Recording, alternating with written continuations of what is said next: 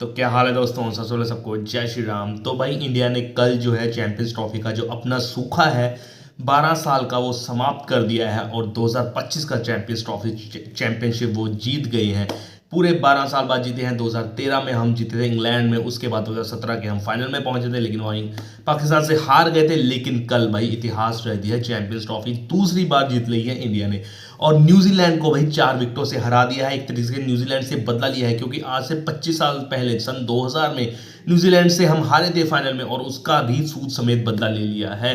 India ने बहुत बढ़िया खेली। इंडिया कुछ लगा ही नहीं कि न्यूजीलैंड कम बैक कर पाएगी और भाई बहुत मजा आया विराट कोहली और रोहित शर्मा का डांडिया देखकर, जो आपने देखा ही होगा हाइलाइट्स में।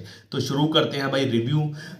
यहाँ पर दोबारा से भाई रोहित शर्मा टॉस हार जाते हैं और मिचेल सैटनर एक अच्छा टॉस जीते और अपना यू नो पहले बैटिंग का फैसला करते हैं क्योंकि रन्स ऑन द बोर्ड बहुत इंपॉर्टेंट रहते हैं भाई इस बड़े टूर्नामेंट जैसे मैचों में। तो यहाँ पर जो थे विलियम और जो थे रचिन रविंद्रा आए ओपनिंग करने। बहुत अच्छी ओपनिंग रही भाई। रचिन रविंद्रा खासकर बहुत एक्सप्रेसिव और बहुत एग्रेसिव बैटिंग कर रहे थे और दूसरी तरफ जो थे विलियम टिक कर खेल रहे थे।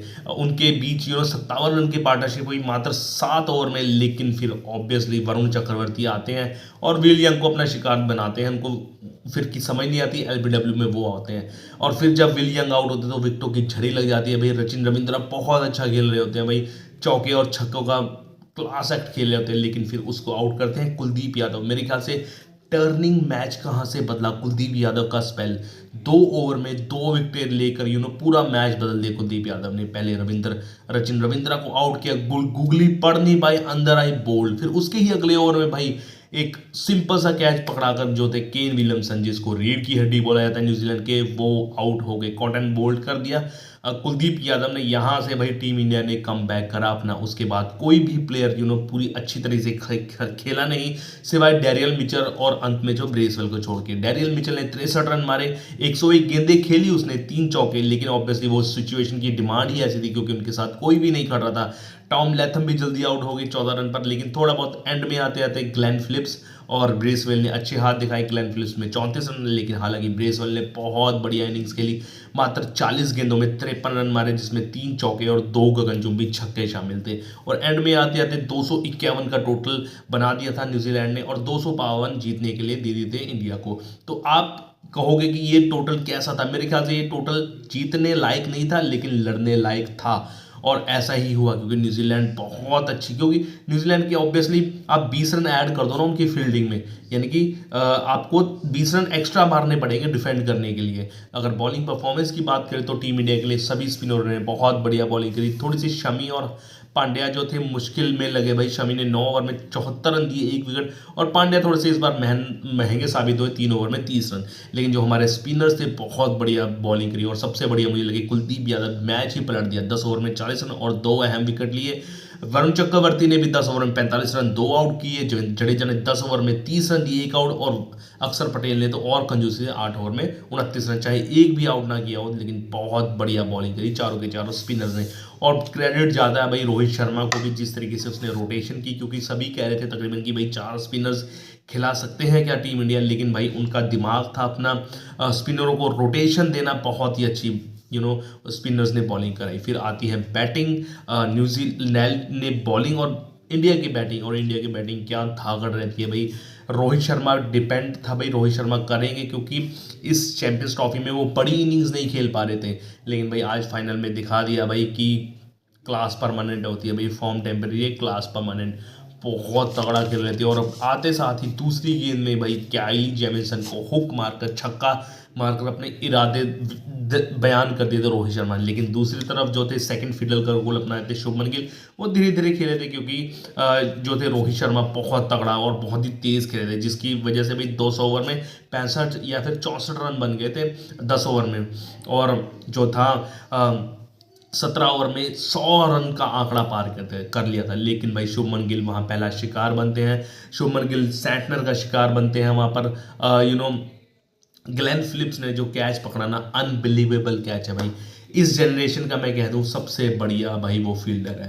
वो कैच ना भाई और होता तो छूट जाता, लेकिन वो ही टर्निंग पॉइंट बन गया था इंडिया के लिए, न्यूजीलैंड के लिए सॉरी, क्योंकि वो आउट हुए गिल आउट हुए, उसकी चलते चलते फिर आ गए आपके विराट कोहली थोड़ा सा अक्रॉस खेले और ब्रेसवेल की थोड़ी सी अंदर आई और एलबीडब्ल्यू का शिकार हो गए। लेकिन फिर श्रेयस अय्यर और रोहित शर्मा अच्छा खेले थे, लेकिन भाई यहाँ पर रोहित शर्मा मिस कर गए अपना 100। एक लालच सी बॉल दे दी भाई सचिन रविंद्रा ने, आगे बढ़ते हुए पहले ही आगे बढ़ गए वो रिलीज होने से पहले ही बॉलर के, और वो भाई रोहित शर्मा बहुत रैश शॉट के लिए बहुत खराब यहाँ पर अपना 100 मिस किया भाई फाइनल में। और फाइनल में 100 होना तो अलग ही बात है। 76 रन पर वो आउट हुए, 83 गेंदें खेली, 7 चौके और 3 गगनचुंबी छक्के मारे। यहाँ पर थोड़ा सा मैच पलट गया था, लेकिन भाई अक्षर पटेल ने क्या एंकर इनिंग की। अक्षर पटेल और जो थे आपके श्रेयस अय्यर के बीच पूरे 61 रन की पार्टनरशिप हुई, बहुत इंपॉर्टेंट पार्टनरशिप थी ये। अगर इन दोनों में से एक आउट हो जाता ना उस वक्त जल्दी से, तो ये मैच न्यूजीलैंड की तरफ जा सकता था। लेकिन 61 रन की पार्टनरशिप हुई, तब ये मैच तकरीबन चला ही गया था भाई इंडिया के हक में।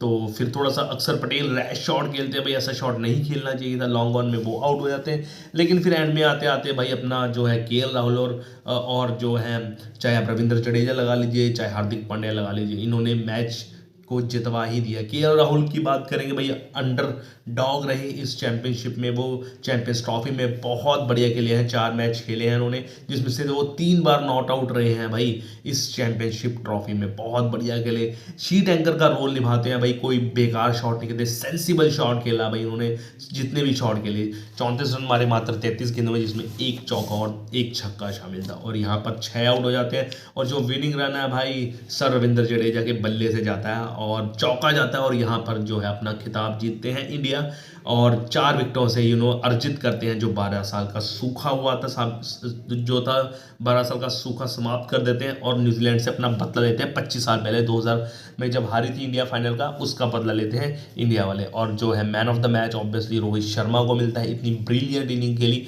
और जो मैन ऑफ द सीरीज मिलता है सचिन रविंद्र को, वेल डिजर्व है यार, वो बंदा स्पेशल बंदा है यार, आईसीसी टूर्नामेंट में स्पेशल। अगर यहाँ पर बात करें तो 4 इनिंग्स में उन्होंने 2 शतक मारे हैं, और जो फाइनल मैच में 37 रन बनाए ना, वो भी इंपॉर्टेंट थे। अगर वो आउट ना होते, कुलदीप यादव आउट ना करते, तो वो पक्का 100 था भाई। जिस तरीके से वो खेल रहा था, एक बार भी बीट नहीं हुआ बंदा।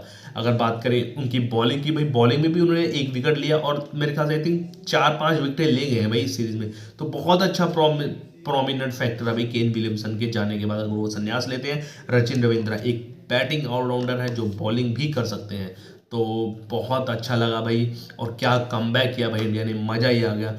क्योंकि अभी अभी हम तकरीबन 2-3 महीने पहले ही जो है बॉर्डर गवास्कर ट्रॉफी हम हार कर आए थे, मोराल डाउन था, लेकिन प्लेयरों ने क्या कमबैक कराया, और टीम इंडिया को जो है पूरे 12 साल बाद चैंपियंस ट्रॉफी अपने हाथों से उठा ली टीम इंडिया ने। तो यही था भाई रिव्यू, मज़ा आया गया मैच देखकर। और आप ऐसे ही मेरे चैनल को प्लीज़ लाइक शेयर सब्सक्राइब कीजिए। तब तक के लिए जय श्री राम, ओके बाय।